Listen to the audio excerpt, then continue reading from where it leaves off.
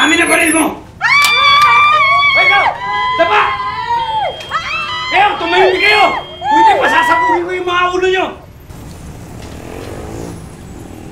You, give me your Lorex. Now!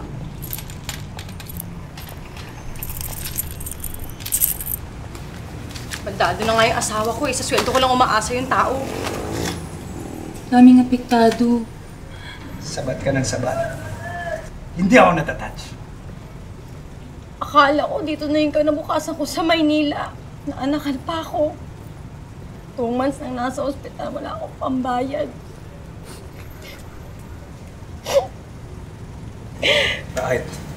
Ano ba sakit na anak mo? Cancer. Ako nga eh. Kaya ako nagawa to dahil yung anak ko, may dengue. Hanggang ngayon, nasa ospital. Eh, sa kanya nga, may cancer eh. Mas magastos yun kaysa iyo. Close ba tayo? Ha? Masyado kang involved, ha? Daba! Daba! Bakit ako pa? Kailan ba matatapos yung pagdurusa ko?